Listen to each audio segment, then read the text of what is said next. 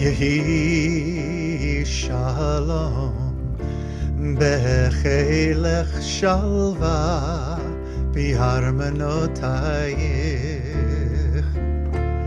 Yehi shalom bechelech shalva biharmanotayich. Yehi shalom bechelech shalva biharmanotayich. Yehi shalom bechelech shalva biharmanotayich. Yehi shalom bechelech shalva biharmanotayich. Yehi shalom bechelech shalva biharmanotayich. Come and join me. Yehi shalom bechelech shalva biharmanotayich. Yehi shalom bechelech shalva biharmanotayich. Good evening, everyone. Thanks for joining me. None of us can complain about being tired because Laura is joined us from Amsterdam. Maybe there's no school tomorrow. Ya la la ya ya ya da da da. Behi shalom bechelech shalva biharmanotayich. Yehi shalom bechelech shalva biharmanotayich.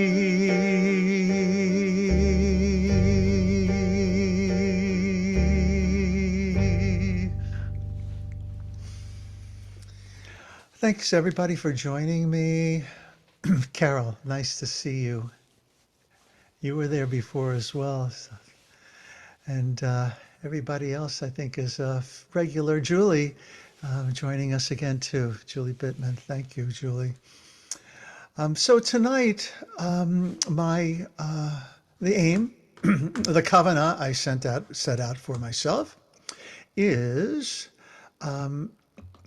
to present you with perhaps a few things that you have not had the opportunity to listen to or to learn about. Elliot has joined us because in a little while, and thank you, El. Elliot's going to be doing a presentation on uncertainty and anxiety in this time. Before that, we're going to be listening together to the most recent podcast from the Hartman Institute. I'm curious how many of you are familiar with the podcast For Heaven's Sake. Laura and Renee and a couple of other people. This is a must to put on your podcast listening list. Every time it comes out, it is enjoyable because Danielle Hartman and Yossi Klein Halevi are best friends, and they really carry on. The latest podcasts of theirs are on the war and all worth listening to.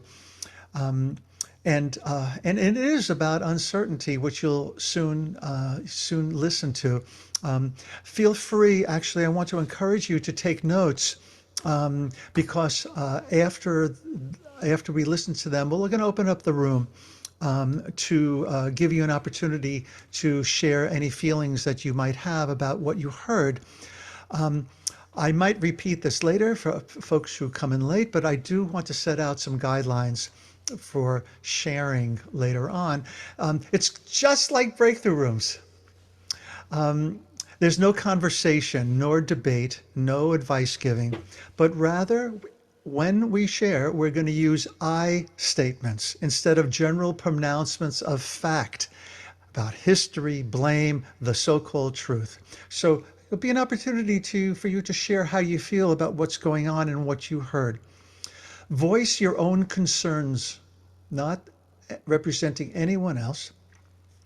We're going to create together a safe space for our feelings to be heard, but that does not mean that it's free necessarily of disagreement. You might disagree with what you are about to hear or what somebody else might have said, but we need to do it in a way that does no harm. Okay? Avoid generalizing about any group. All right? Oh, these people do this and these people do that. All righty? And of course, the most important thing to do is for us to listen to each other with an open heart and an open mind. Perhaps we'll hear something that awakens us a little bit more to a feeling that we understand things a little bit better and in the context of where we fit in this very, very difficult time. Some of what I shared with you is from an article that was written by Rabbi Tova Spitzer. It's called Talking About Israel. Alrighty. So I'm assuming there's no questions yet because we haven't listened to anything yet.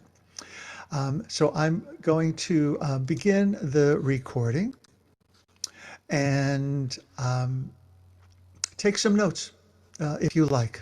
Here we go. Hi, this is Daniel Hartman and Yossi Klein Halevi, and this is For Heaven's Sake, Israel at War. Today is day 16. And on day 16, the dominant feeling here in Israel is that we're marching into the unknown, and is into the unknown, which we picked as our theme for today. There are so many things that we know.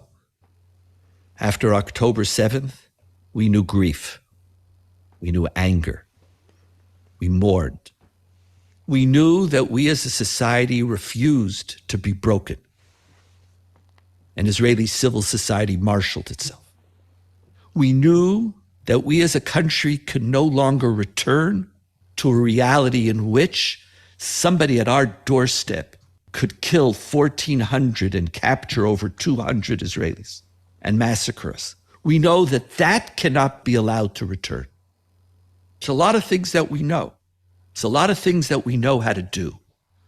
And I think as Israelis, we love knowing that's so deep in the Zionist ethos. We know we are powerful. We are the solution to the problem of the Jewish people. But now, as we're about, maybe tonight, maybe tomorrow, maybe the next day, to move into Gaza, as so many other issues, Hezbollah, Iran, are emerging, there's almost a quiet, a humility, a somberness now. We're marching into the unknown. That unknown is filled with doubts, fears, uncertainties. But right now, if you want to understand, day 16 is the unknown. What are your one or two primary unknowns, Yossi? What do you know about your unknown? This is the first time that Israel is going into war and doesn't know who it's going to be fighting by the end of the war. In Israeli historical consciousness, there's a name for this period. It's called Tkufat HaHamtana, the waiting period. We went through a 3-week waiting period leading up to the Six-Day War. Now, I was a boy in America, but I remember the existential fear. I remember watching television with my parents and saying, is Israel going to survive? What we knew then is that we're facing Egypt, Jordan, Syria. Now we're facing Hamas. We will defeat Hamas. But is it only Hamas? There's Hezbollah. There's Iran. There are the Houthis. There's Syria. There's a whole Iranian arc waiting to be activated. So we know how this war is going to start and with whom we'll be fighting. We have no idea how it's going to end. You know, Yossi, that wasn't my unknown. I think you're hitting on something that's very deep in Israeli society. I'll come to what I know about my unknown in a moment. But, as I hear you, maybe that's the reason why Israel has been so receptive, not just appreciative, but receptive to American help. It's almost as if Israeli society is recognizing that we're facing an unknown and we can't do it on our own. Now, the whole Israeli ethos of we are powerful, we could take care of ourselves. We are going to create the country where Jews handle our own issues. But now in this unknown, this global story, the humility or maybe the fear of it being too much for us is why Israelis are so comfortable. They speak so positively about President Biden. They speak so unequivocally. No one even commented on the fact that Blinken and Biden are sitting in the war cabinet. They're sitting inside. We speak about the aircraft carriers. So this is a time when, when you're in a unknown, you need help. And maybe it's an interesting moment to see how Israelis are responding, not only to the help that we're receiving, but also to the awareness that we need that help. This is a different story about Zionism. This is a different story, but Daniel, taking it back again to the first waiting period of May 67, Israel's foreign minister, Abba Eban, went to Washington, met with President Johnson, who was a tremendous friend of Israel. And he reminded Johnson that after Ben-Gurion withdrew from the Sinai Desert in 1957, after the 1956 war, the U.S. promised him that if Israel ever found itself under siege again, America would intervene. And Johnson tells Abba Eban, I wish I could, but I'm fighting in Vietnam. I can't fight a two-front war. And Israel felt totally alone. Today, not only do we not have to go to Washington, Washington comes to us. And so this is an extraordinary transformation in our relationship with America. In some ways, I think this is the peak moment in the relationship. And you're right, it has all kinds of implications about how we conceive of ourselves, of our independence. I don't necessarily see that as a long-term, unequivocal good. I'm worried about the possibility of having a less friendly president in the White House and of Israeli dependence in that relationship. And that's part of the unknown that we're going into. There's a military unknown, there's a political unknown. You're very correct. I'm not saying it's positive always, but Israeli society has changed. It'll be very interesting. Israelis are going to wake up to the fact, or are waking up to the fact, that we need help. And as a result, just like every country in the world, you don't act unilaterally all the time. We like to think of ourselves as a superpower, but we're not the same. I don't think we think that way right now. That's part of the consequences. You see, this unknown has shifted. I think just naming this and being aware of this shift is very, very important and powerful. And for me, it's a source of great comfort now. I also love it. I have no respect for bravado. I never do. I love the power of Israel. I love our ability to help ourselves. But the minute you think you're invincible, that's the minute you begin to you reach too far. And so the role of America at this moment of unknown is absolutely fascinating. See, I think you're right that we're going into Gaza without bravado. October 7th eliminated whatever bravado we had. But what October 7th gave us, I hear it from the soldiers at the front, is this tremendous sense of determination. I don't remember this fighting spirit in a long time here. Hamas's great achievement was also its greatest failure, which is it pressed our survival button. We're going into Gaza with that deep, deep sense of, even if it's not existential imminently, and we know it's not, but that sense of, if we don't turn this around, our long-term survival in the Middle East is threatened. You're right, Yossi, that, this is into the unknown, that going into Gaza is not an unknown. Other operations, we watched them, we called it the cycle, and there was this futility, but we constantly got forced. We were like on a puppet, and Hamas could pull us into an operation whenever they wanted to. And we looked and we asked, is there another way? Today, going into Gaza is not an unknown. That is the need for that on the part of almost all of Israel is a known. And by the way, it's interesting, it's also known on the part of almost every Western democracy in the world who are standing with us at this moment. At least the leaders, if not necessarily public opinion. But that leads to, for me, the biggest unknown now is not why we're going to war, but the consequences or what's going to happen the minute we go in. The biggest unknown is not the need to destroy Hamas, but whether in fact we have the ability to do so and at what price. As we start this war, it's not an operation. And as a war, it's not going to be handled from the skies with bombs and precision missiles. And we're not going to be able to, like Netanyahu did in the past, declare unilateral victory and go home. You know, there were 23 tunnels. Do you remember the story? There's 23 tunnels and we got them. There were 4,000, but we called it 20. We decided there were 23. And I actually appreciated it when he did that. He said, I don't want to take Israel into territory which I'm not sure we could win.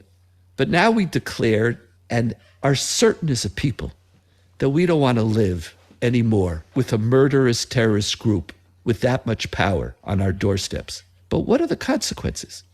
Our history, the operations, whenever we put ground troops in, it wasn't outstanding. When we moved into Lebanon with Hezbollah, while we have the military victory, Israel as a society has greater tolerance for civilian casualties than it has for military casualties. And when our boys and children and husbands and wives go in, and every day the death count will rise, I'm sitting now, Yossi, very, very deep in that unknown. What is going to be? What do they have waiting for us, Yossi? Are we going to be able to handle it? What's the price? And that's even before I get into what is the price for Gazans. I'm talking my primary unknown now is, this is not a conventional war, and conventional armies have great difficulty with non-conventional warfare. I'm filled with an angst, Yossi, about what will be and what the price will be. I agree with you that our track record for this kind of combat is hardly stellar. But I think that there's one thing that's different now than in the past, which is the Israeli public's ability to handle, God forbid, large numbers of military casualties. What you said applied to all our wars before, not this one. Because this war is beginning with a massacre of 1,000 civilians. And what I sense here is not only a willingness to stomach whatever it takes to defeat Hamas on the part of military casualties, but even more unprecedentedly, a willingness, and this is unspoken, you don't hear people actually saying this out loud, but I think most of us are thinking this. Even if Hamas starts, God forbid, killing hostages, we continue the operation. And so in the past, we traded 1,000 Hamas prisoners for one Gilad Shalit. But I think we've discovered now that sometimes the price that you pay for a noble act and for being soft-hearted and for all of that which we celebrated around the Gilad Shalit exchange, look at how we love life, look at how we're so concerned, look at our Jewish solidarity. I think that that's being put on the shelf now. What I sense here in the public is we have to win. Whatever it takes, we have to win. That I agree with you. I can't make the statement that you make about the prisoners. I can't make it. I don't agree with you personally about making it, even though I understand what you're saying and why you're saying it. And I won't argue it, but I won't make the statement. But there is no uncertainty about a lot of things. And it's precisely when there are certain things for which we are uncertain that the unknown become more significant. But the one thing that gives me some solace, and to our audience, talking about the unknown is scary.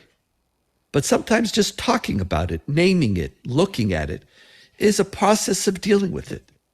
The one thing that I feel gives me some confidence, besides Netanyahu and Gallant, there is no bravado. Maybe that's also one of the benefits of October 7th.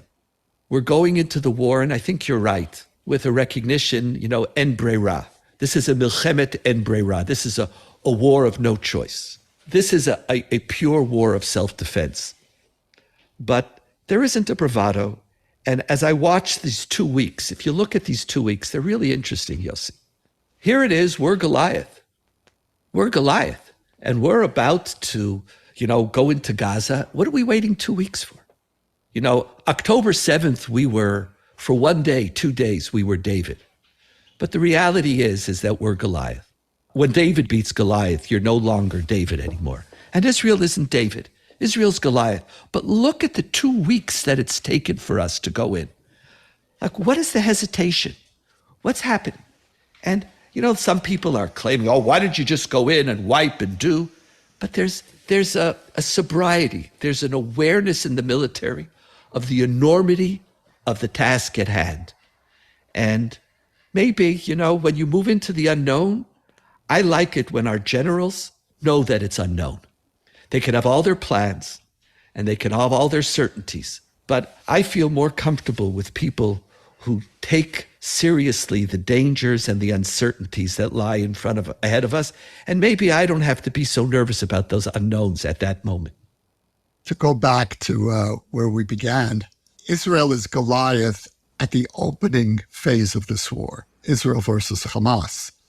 But if this turns into a regional war, we will very quickly not be Goliath anymore. I want to say something terrible, actually. And that is that this last year, when you and I and hundreds of thousands of other Israelis were out on the streets every Saturday night demonstrating to save Israeli democracy, in some way that period was a greater unknown for me. It was more terrifying for me than this period, because that was dealing with an internal threat. We know how to deal with existential threats from without. We don't know how to deal with existential threats from within. If you had told me 3 weeks ago, Danielle, that there would be some catastrophic event and the entire Israeli public would join together as if we hadn't been on the verge of a civil war a moment before, I'm not sure I would have believed that we would have been capable of it. The fact that we're sober, as you put it, and united and determined, that gives me a certain amount of inner calm. That whatever's going to happen, however this is going to play out, we're going to get through this. From your mouth to God's ears, Yossi. This is, for heaven's sake, Israel at War, Day 16.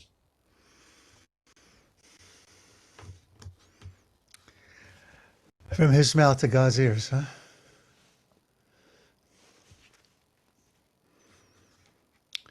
So again, I want to share with you some of these guidelines before I invite anyone who would like to share something. Use I statements. Whoops, let's get that on the screen. There we go. Use I statements instead of general pronouncements. I'm going to stop you. This is, I think I've shared this before, that in the rabbinical world, to those rabbis who shy away from talking about Israel, there's a term, death by Israel, meaning talking about Israel from the bima. And some rabbis, they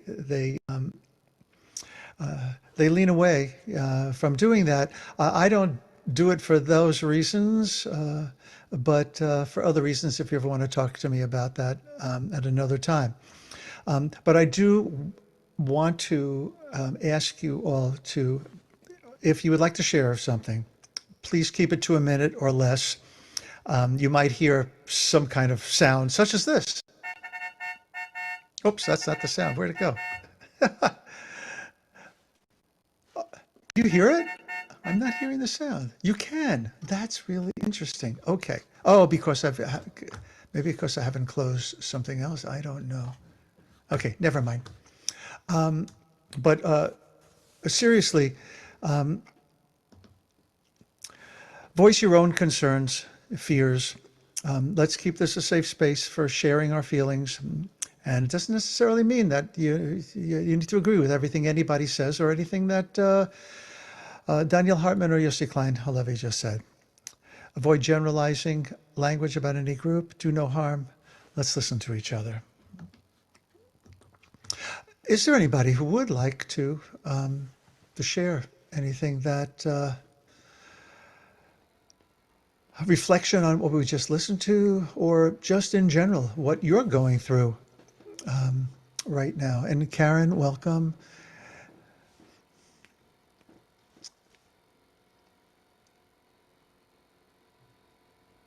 Dan. So, thanks. I have to say that my initial anger and rage at what happened on the different kibbutzim and at the party just made me want to do the worst to everybody in Gaza and just get rid of the problem. And obviously not a good thing, but that was the feeling. And but now I'm starting to see on Facebook and what other people are saying and stuff that trying to separate out the people of Gaza from Hamas, and that the people of Gaza may not be our enemies, may not be haters, may not be trying to kill all the Jews and get rid of Israel, but Hamas itself is the enemy. And so at least one thing I saw on Facebook was free Gaza from Hamas.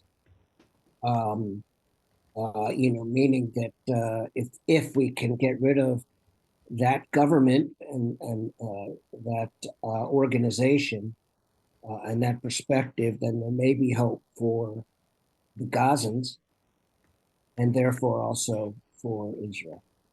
Thank you, Dan. Yeah, I think that speaking for myself, I've gone through a shift in the past since October 7th. One of them is that we started out these gatherings, well, not these, the ones at 6 o'clock, calling them prayerful gatherings for Israel. And then this week I changed it to prayerful gatherings for peace. And that doesn't make me a traitor, but rather I'm seeing things from a wider perspective. Devorah. Yes, I agree with what was just said too. The thing that shocked me the most in what they said was when Yossi said that he believes that Israel has a willingness to accept military casualties. And that's really kind of, to me, that may be a reality, but I don't think that it's an acceptance, really. I don't know, that kind of bothered me.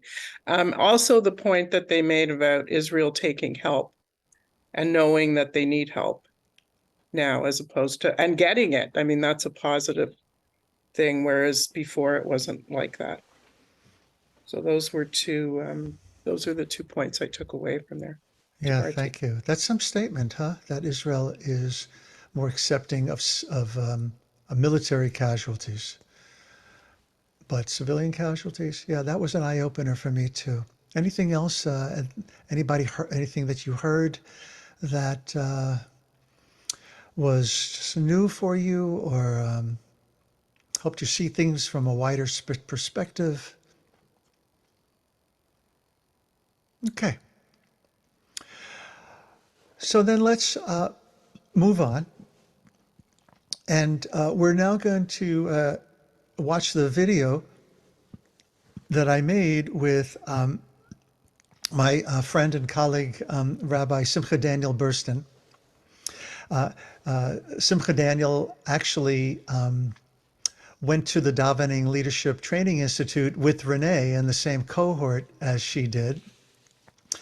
He went back, he was living at Kibbbutz Lotan, where he has for years, and coming back and forth to the United States, not just to study during the summer, but also to come to Ohala and be at student weekend.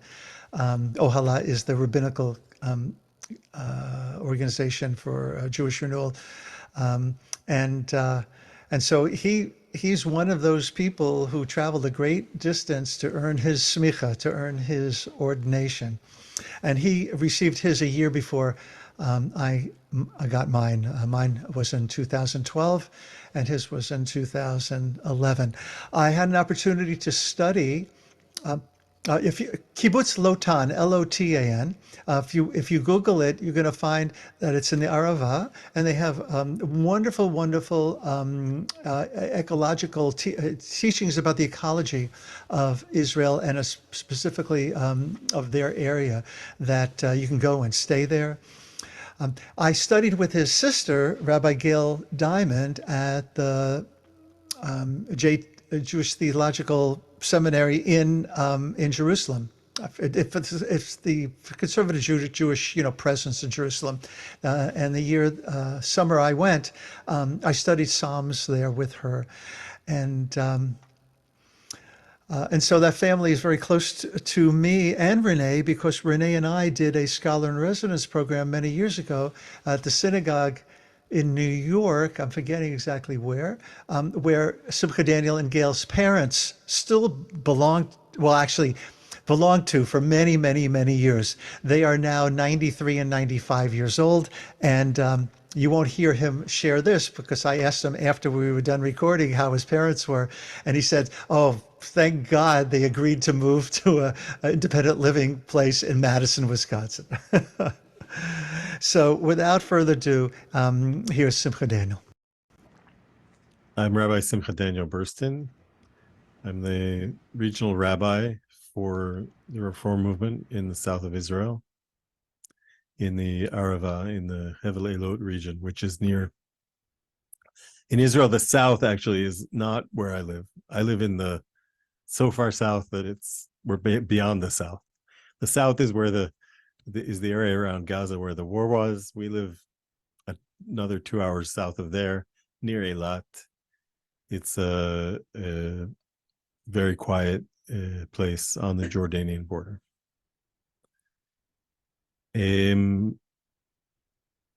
What can I tell you about what happened here? When we had a wonderful Simchas Torah service on Friday night, and dancing in the sukkah with the Torah, and had a wonderful communal dinner. And the next morning we got up to have a morning service, and the news was very different. But we didn't really know much about what was going on. We hadn't been put under any kind of alert here, because we are far away from where the action was happening, but people were already being called up to Miluim, and we barely had a minyan of people for the morning service, and we had a subdued morning service on Simchas Torah. And as the day went on and the news began to come through, then we began to, many of our young people had friends who were at the Nova Music Festival. Fortunately, we have a tradition in our community that the young people come back for Simchas Torah for the second weekend of Sukkot. And there was a party on the kibbutz that night out in the desert inside the kibbutz. And had they not been at that party, they might have gone for the 2 or 3 hour drive to the Nova Music Festival. But because we have this tradition that they come back and have parties on the kibbutz that weekend, many of them were here who might have been there had they not been here. Thank God. So And then the news began to filter in, and obviously the news was very painful. And people started getting called up to Miluim. And news started coming in of people that we knew who were among the missing, or among the dead, or among those fighting.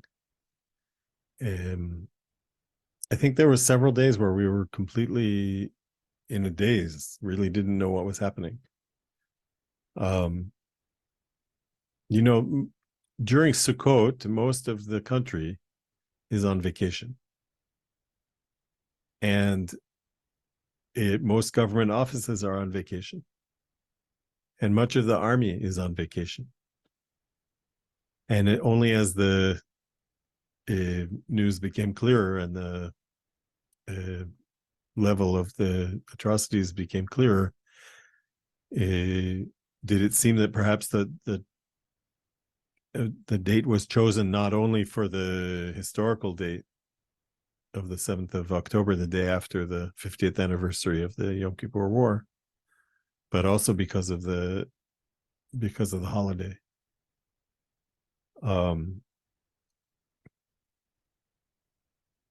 And it's been very difficult to get any news at first, and certainly you know, as things have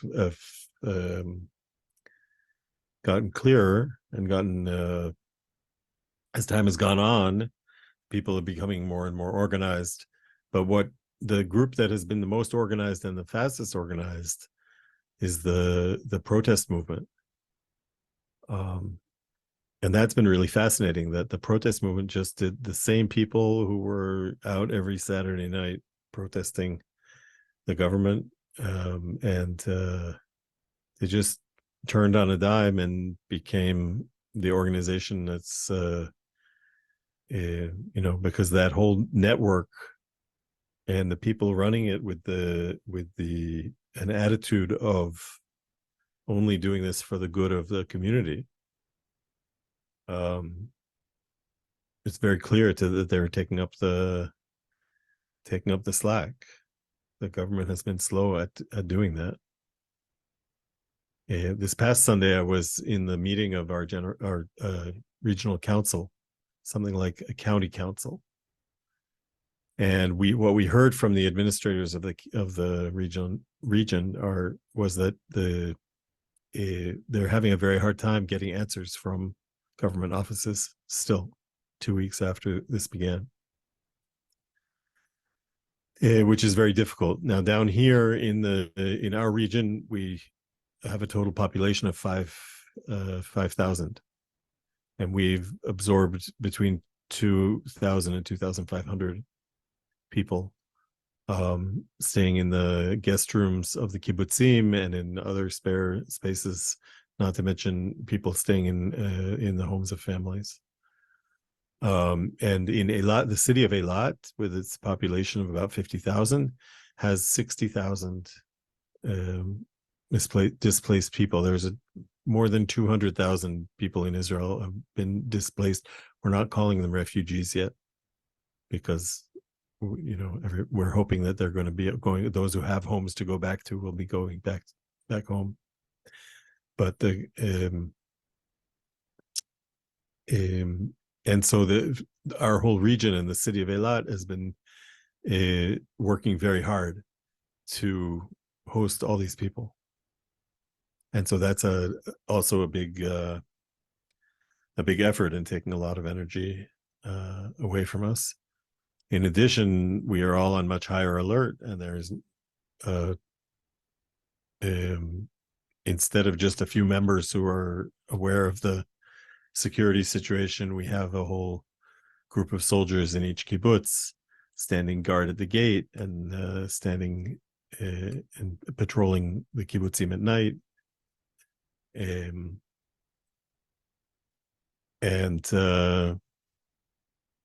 obviously that takes a lot of resources from us, you know, just whether it's housing and feeding people, or whether it's people who are not working in their regular jobs, but working in that.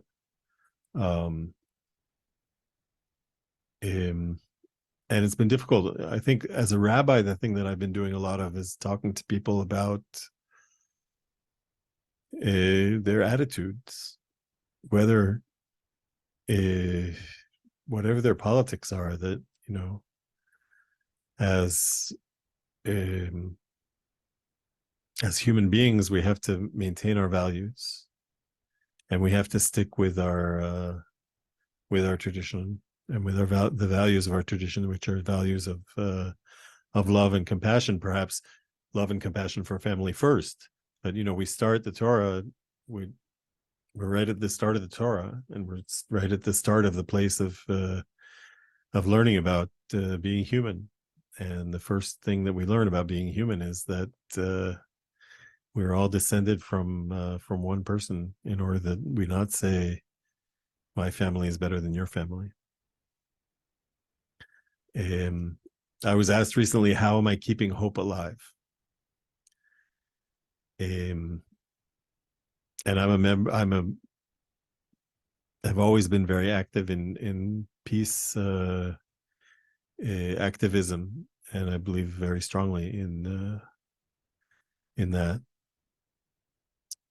So when my neighbor stopped me on the path and said, "These people deserve to die," I said, "That's not for us to choose. That's God. We have, you know, God has to. We have to give that over to God. We can't stoop to that level. We have to stick to the principles that a human being is a human being, and that every life is sacred." And I found myself saying that to a number of people. Even, you know, if my friends' sons are going off to war, I'm not going to say don't kill people, but I'm going to say keep your head about you.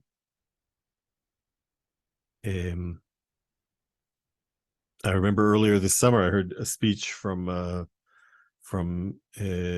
Pritzker of Illinois, and he said something like, cruelty is a sign of lower level thinking. Kindness and compassion are signs of higher level thinking. We have to turn off our animal brain, as it were, and engage our human brain, and engage that higher level of thinking. In order to behave with compassion, we have to aim for our higher selves, and always keep in science. And as we age, our brains continue to develop. And it happens that the people in the average age in Gaza is something like 15, and the average age of Israelis is something like 25. And it's only between 25 and 35 that our brains really develop to their fullest extent, and we really learn to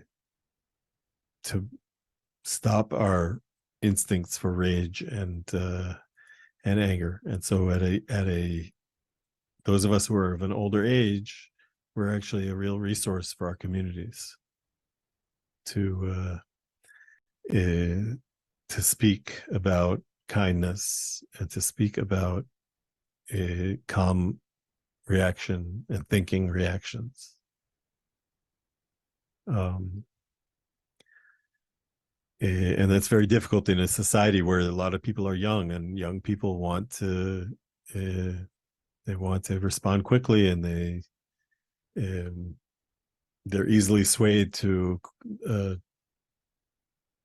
an ideology of cruelty, and that's happening here in Israel as well as it is among the Palestinians.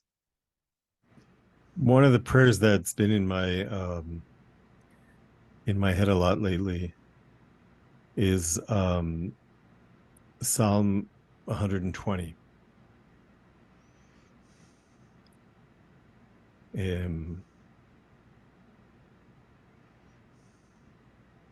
Now, Psalm 120 is the first of the Shir Hamalot, Shirei Hamalot, the 15 songs of ascent, or whatever they're called.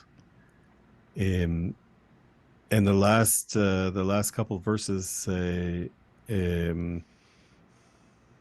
he says,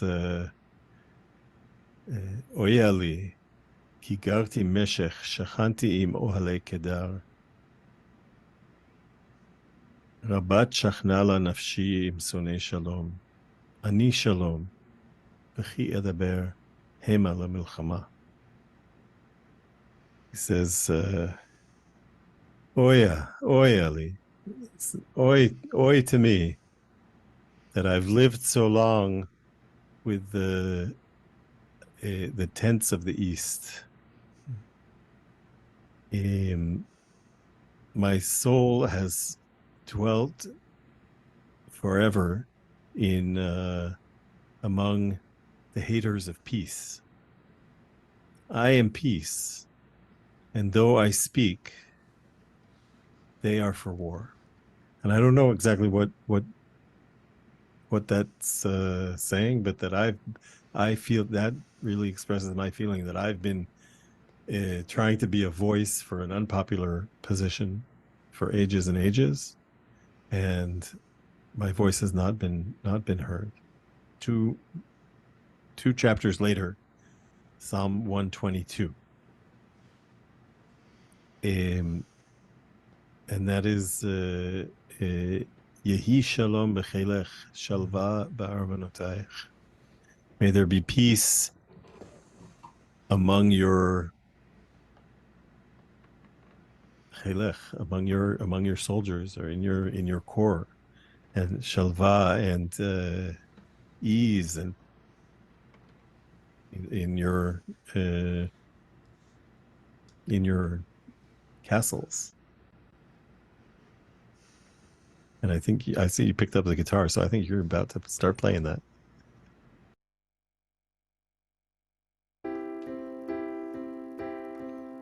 Yehi shalom bechelech shalva bi'armanotayich. Yehi shalom bechelech shalva bi'armanotayich. Yehi shalom bechelech shalva bi'armanotayich. Yehi shalom bechelech shalva bi'armanotayich.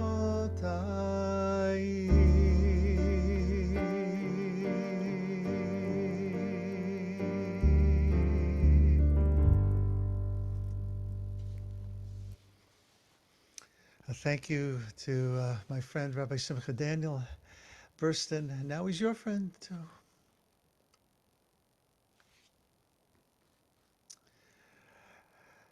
Anything that must be said at this moment? Any reflections that you want to share? Anything you're feeling right now?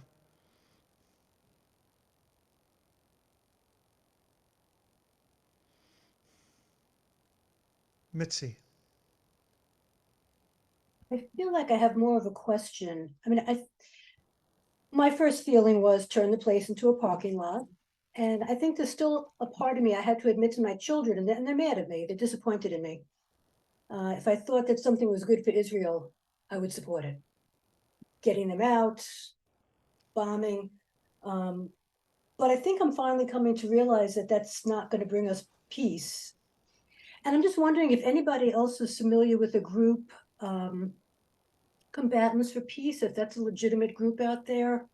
Because I watched their thing and I really just had tears in my eyes listening to them talk, and I just thought, well, I love to think of myself as a warrior, but maybe there really is something that can be hopeful.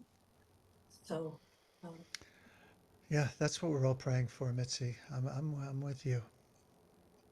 And Mitzi, Combatants for Peace is a totally legitimate group. Oh yeah. Former combatants on both sides. Anyone else? Mary Rita. what he shared was such a personal experience of what was going on. It just touched my heart so much. I had similar feelings. I don't even know if I can say the feelings when I was listening to the Israeli and Palestinian young people on Sunday, at the Jerusalem Youth Choir videos. I felt like I was in Israel with him as he talked, and it just made it so real. Then it just made it so real for me, and I can feel like my heart feels like it's crying.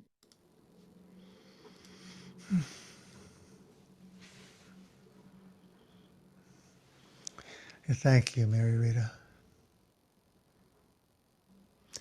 Dan, quickly, because I want to Yeah, pass the baton to Eliot. Yeah, just a quick thing. I appreciated that the emotion I got from him was more sadness than anger or fear Yeah. or rage or any or even hope, but just sadness. And that's something that we need to recognize too. Yeah, thank you, Dan. Eliot, I want to acknowledge the fact that I reached, you shared something with me that you wanted me to read, and I glanced through it and it looked like something I wanted us all to learn from.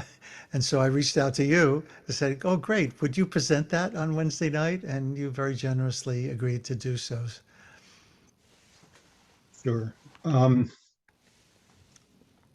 sure, maybe not in ways like all of us, but I'm sure that all of us have been wrestling hard and long with anxiety and uncertainty and all this. And I qualify that it's different for each of us. For me, I'm not used to wrestling with anxiety from things that happen and come up. I'm kind of known for being able to take what is and approach it and deal with it and work things out. Crisis management, I guess you'd call it. But this is just completely unnerved me. And I think that's partly my own evolving sense of Jewish identity and being sort of part of an Israeli community without being living in Israel. And partly from experience that I'll share briefly. I worked for a season in a kibbutz very close to Gaza.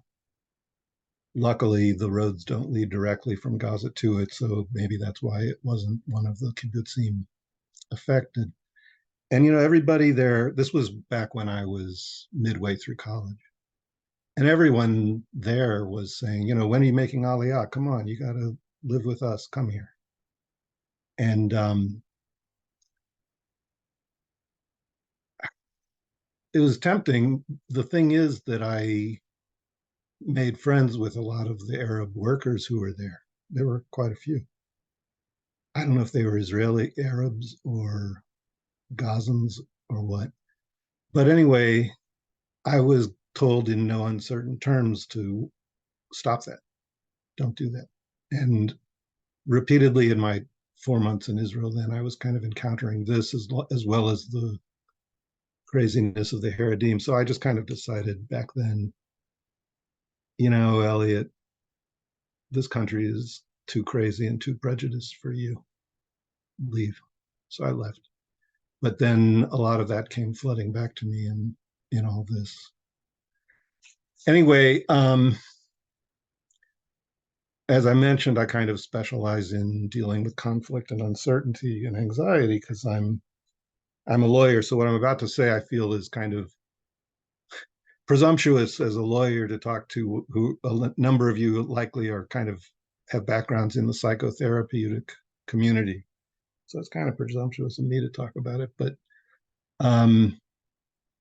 I had reached out to Reb Mark asking if instead of reading this, The Wisdom of Not Knowing by Estelle Frankel, would it not be speaking to us more in what we need to talk about to read this, Not in God's Name, by Rabbi Sachs, Confronting Religious Violence. And Reb Mark responded, well, I think it's very timely to focus on not knowing and uncertainty. And I ran across, when I was reading up on the Parsha, an article in aish.com, which is kind of a Jewish Chabadnik, I guess I'd call it, kind of site. A very interesting article by a PhD who specializes in dealing with anxiety and the uncertain, that I wanted to sort of share the high points of it. And Reb Mark, maybe you could just kind of post the whole thing if people want to be able to read it. But it's called Stop Trying to Eradicate Anxiety, Embrace It Instead by David Ross Martin, published on October 17th in Aish. And his point is, obviously, this crisis in Israel is generating a lot of anxiety. And he lays out ways to deal with it that are not the familiar kind of how-to approach that floods our society in all sorts of venues. That he suggests that we look within to change our relationship with anxiety in order to deal. And he notes that from a societal point of view, in our culture, we yearn to be anxiety free and do all sorts of things to try to be free of anxiety. And he says instead, and in doing that, he says, we've turned anxiety into something to fear. So that the moment we feel anxious, we take a nosedive into the abyss of distress. And this linkage between anxiety and distress, I find really useful to explore, because there's nothing inherent in anxiety that should harness it to distress, that should take us to a place of distress, is sort of his point. And his point is that anxiety is normal, that there's no disease for anxiety other than what's been created to deal with our culture. I'm not sure if that's accurate or overstatement, but he says it's not dangerous to feel concern or worry or apprehension, or even sometimes panic. That sort of evolutionarily, that's in our DNA. And he says that anxiety is an expected part of life. And he cites all these examples of how the different dimensions of the current crisis trigger our sense of anxiety, and reflect, as the Hartman Institute piece did, that there are all sorts of ways in which we have uncertainty and in all this. He says, accept that anxiety is normal. This is kind of his thesis. And in fact, it's even a good thing. And it may feel awful at times, because nobody likes to feel anxious, but that once we accept we're going to feel uncomfortable in the anxiety, there are a couple of opportunities that arise that he suggests we explore and grab. For one of those benefits, he talks about deepening our emotional connection with others. And I think this is a point really well taken, whether we kind of tie it in with the anxiety syndrome or not. I mean, the fact that we're feeling empathetically or in our nervous system this anxiety is a reflection of how much we care, and that the opportunities to connect with other people, either on this topic or just to apply it in other parts of their lives, opens up an opportunity to sort of do mitzvah work, basically, and to let in other people's dialogue with us, and that the dialogue itself can have really beneficial effects. And it doesn't have to be official therapeutic dialogue, like with a therapist at all. It can be with friends or whatnot.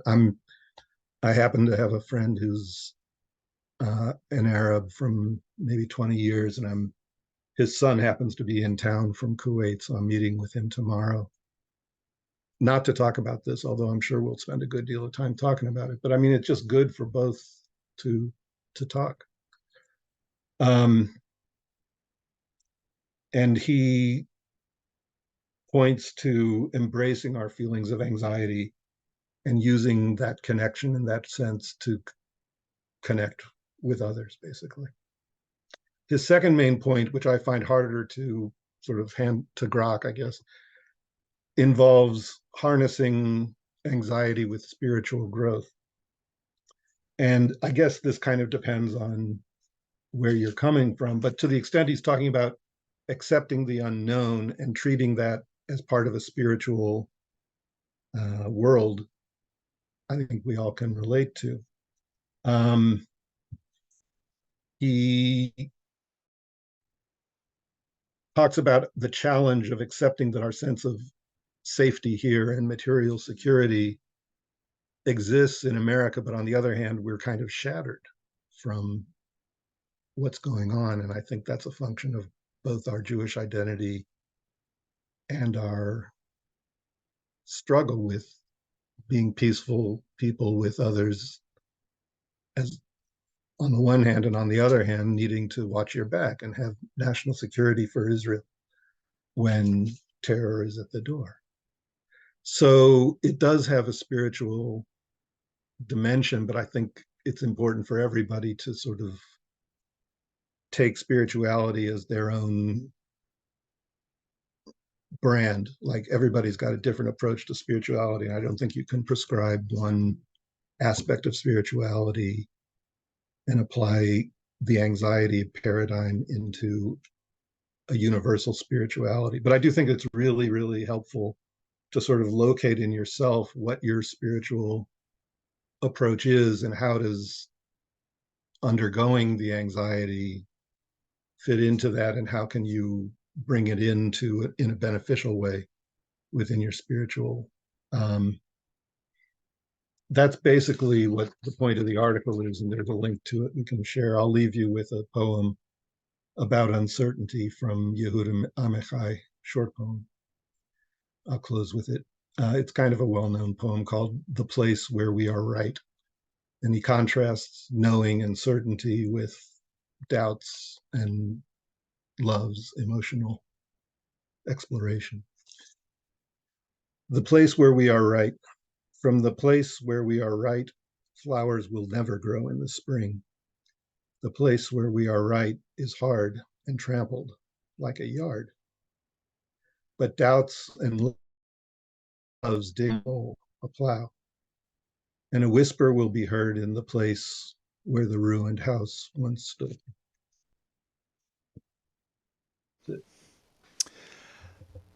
Thank you so much, Elliot. You did a great job of putting that all together. That poem, Yehuda Amichai, I had on the front page of our Machzor, I think, a couple of years ago, when we had High Holidays online for the first time. Mel, is there something that you wanted to share? Yeah, just that in excuse me. I statements, please. Yeah, in 1995, I lived in Gaza. Okay, great. Sorry. I lived in Gaza. Okay, in 1995, I lived in Gaza City.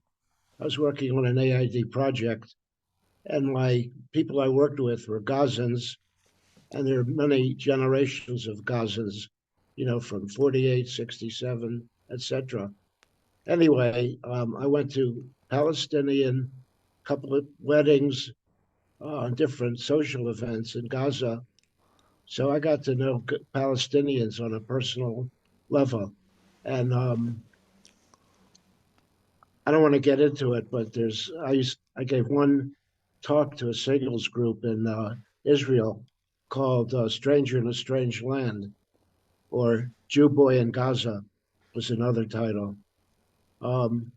Anyway, the point I want to make is that all these commentators about the current situation lack the personal relationships that I had when I lived in Gaza for about a year. And I had my own car there, not my own, but the project car. I lived in a house with 3 bedrooms, and I had my two sons visit me. So I think what's lacking in so many people's comments is their personal relationships with Palestinians. I mean, many of you have relationships with Israelis, but not with Palestinians. I could say more, but I won't. Thank you, Mel. I do want to cut you off there, because I would like to. I'd like to share with you this video of Reb Zalman. That'll bring us to the end of our night. If we have your email address, then you'll be receiving an email from me tonight or tomorrow with the article that Eliot sent to me that he presented from tonight.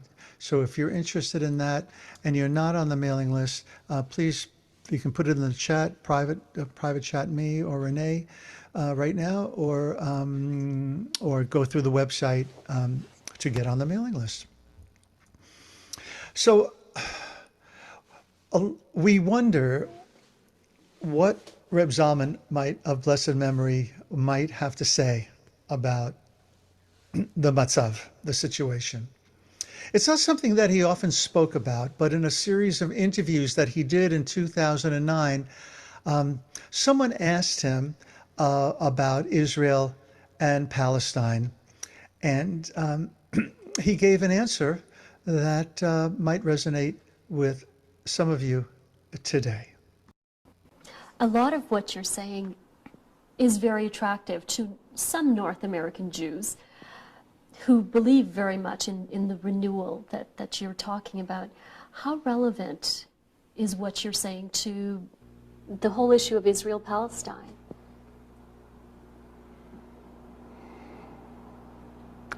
You're touching something that gives me an ache in the heart. Before the '67 war, I tried to publish a piece, and in it I wrote that Jerusalem needs to be internationalized. The United Nations moved there, away from New York, into the place where the prophets have said, "My house shall be a house of prayer for all peoples," and that the then nascent Israeli army should be the beginning of the Peace Corps for the United Nations, and that we should all put together at the time when we paid 39 cents a gallon gasoline, a penny per gallon to help resettle the Palestinian refugees. It fell on deaf ears, you know.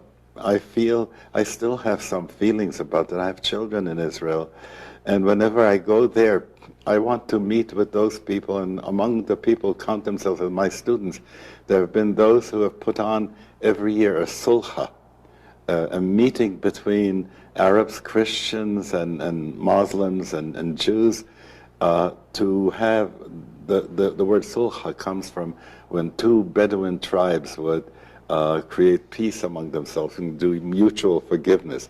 And each year the celebration has grown. So I'm very much for this to happen.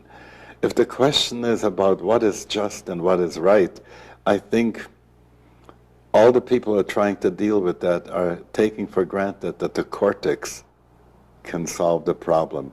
It's not a problem of the cortex, it's a problem of the reptilian brain of Jews and of Arabs and of Palestinians there. And it is also a problem of how this is being abused by people who want to stay in power by finding a whipping boy about that. We could have had the United States of the Middle East in such a wonderful way in which the talents and the resources of all of us could have helped each other. And El-Quds could have been a holy place for Jews, for Christians, for Muslims, in a way that Isaiah foresaw way before. So I have that vision, and I think that's a strong and important vision. How likely is it that your vision will actually prevail? It has no other choice. It has no other choice. When people look at every bit of karma that's coming down the pike, if they still think that one group is going to win over the thing, they're wrong. they're wrong. What they can't see yet is higher than national sovereignty into an organismic interaction. That's why I'm talking about United States of the Middle East.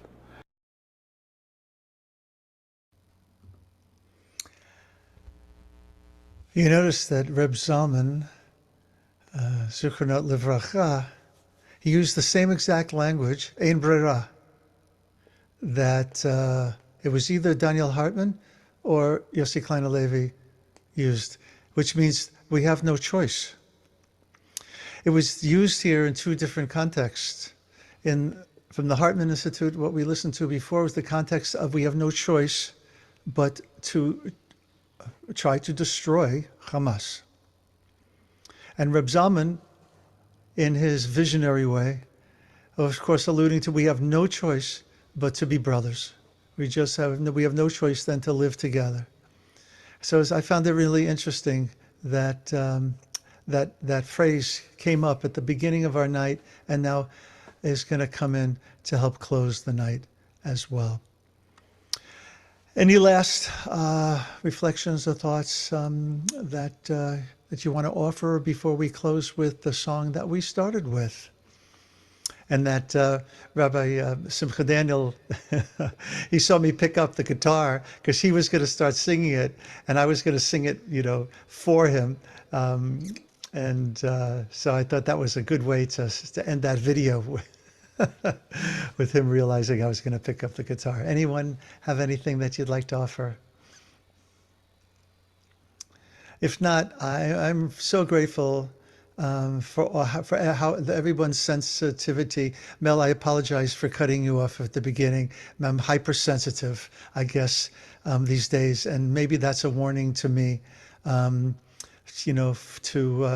just breathe, and let things unfold, but at the same time to do the self-care that, that we all need to do. My prayer for us all as we make leave of this room tonight is may our darkness be transformed into light.